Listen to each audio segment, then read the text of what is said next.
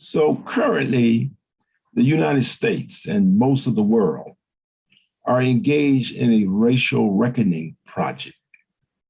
Now, that probably is an overstatement because much of the newfound clamor over race is likely to be superficial and symbolic rather than challenges leading to structural changes.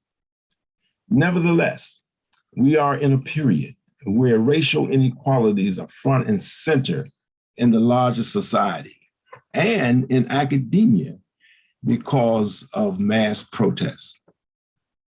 Indeed, fundamental racial changes are being advocated both in the larger society and in academia.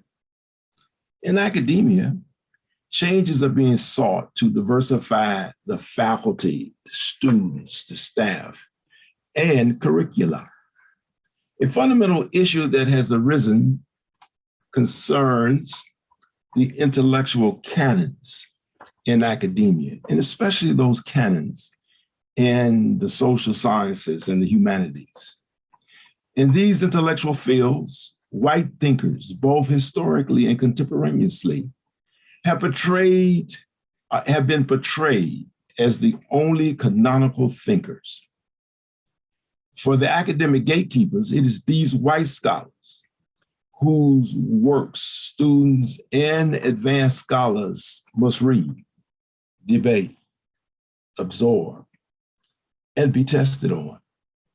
Indeed, if aspiring scholars wish to move ahead by getting good grades and securing coveted jobs, they must master the ruling white canons. A racial reckoning is now brewing over these accepted white canons. Major questions are being asked, including the following. Is it true that only white men have been the great thinkers in the social sciences and the humanities who have produced great scholarship that is universally applicable to all humanity? Have great ideas probing the human condition been developed by white men only? I should say by Western white men only. Is it possible that Western white scholars have produced biased parochial scholarship, especially scholarship claiming to analyze people of color across the globe? Have the accepted canons limited our understanding of humanity in fundamental ways? Have existed canons infused inferiority into scholars of color by suggesting they have no thoughts and scholarship worthy of canonization? In short, are the white canons racially biased and therefore limiting? More generally, is scholarship that has been elevated to canonical status actually a victim of the pervasive racism present in the United States and across the world?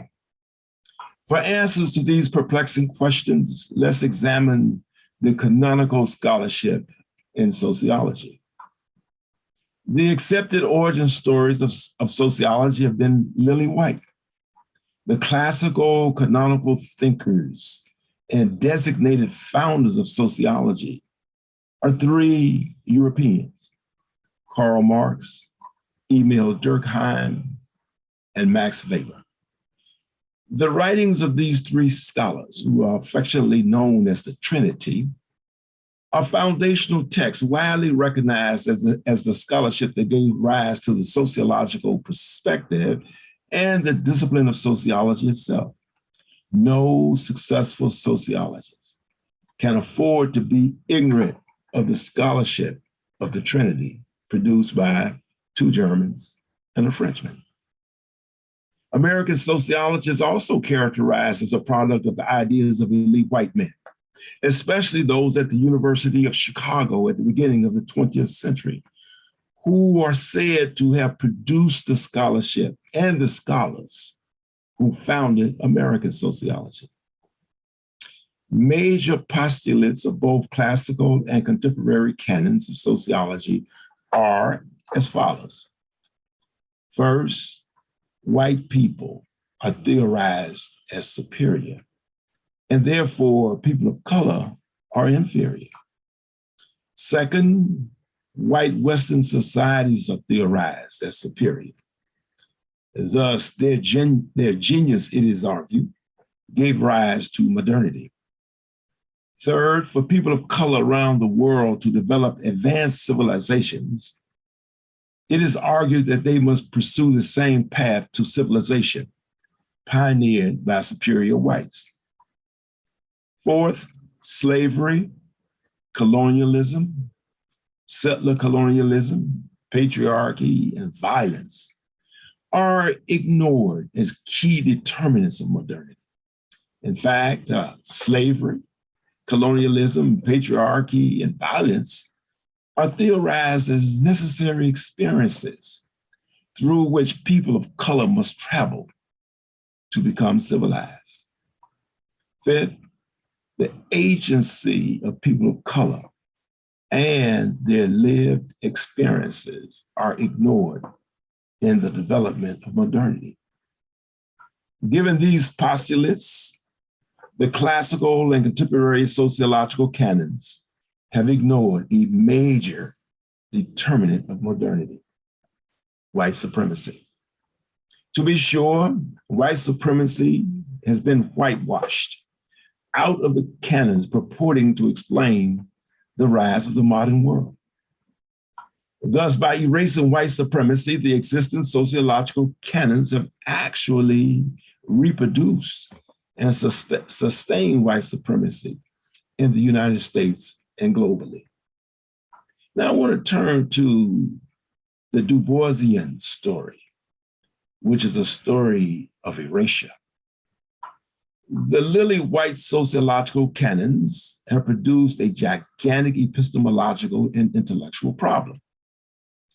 They have ignored, marginalized, and erased alternative analyses produced by scholars of color that present radically different views of modernity than those that are foundational to the white canon. The erasure of the pioneering sociological scholarship of W.E.B. Du Bois from the white canon is a glaring example of this epistemological and intellectual problem. Du Bois's explanation of modernity differed radically from those of Marx, Durkheim, and Weber. From Du Bois's perspective, the development of modernity cannot be understood without an analysis of white supremacy, the construction of European empires, racial hierarchies, colonization, slavery, Jim Crow, patriarchy, and resistance movements. Du Bois developed analysis of these systems of domination and revealed that they were crucial in the origins of modernity. That is, the modern world cannot be understood without taking these factors, these determinants of modernity into consideration.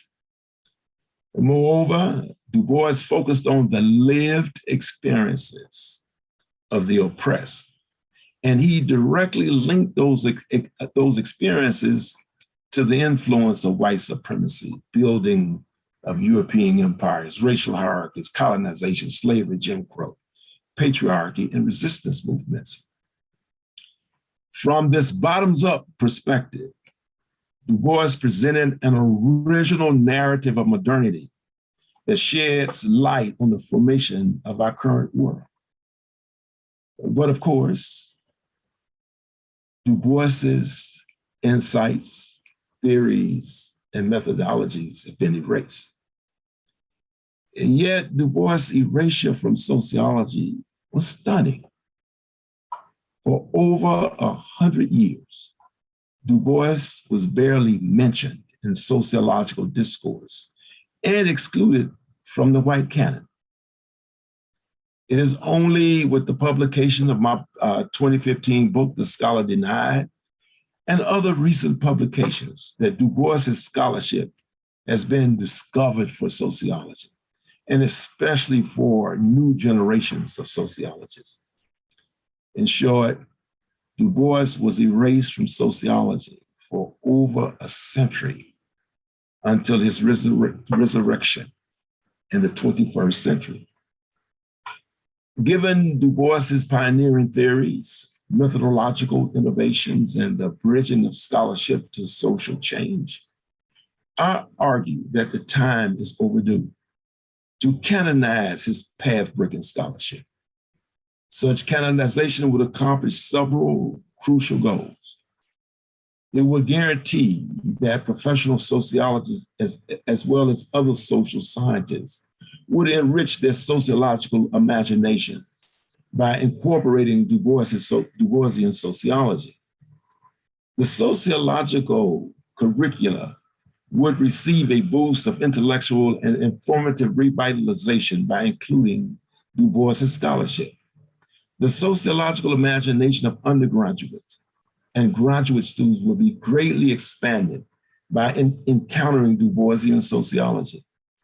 And canonization would hasten the day when sociology would transcend its Western confines and embrace a global sociology that is truly necessary to understanding modernity as well as postmodernity.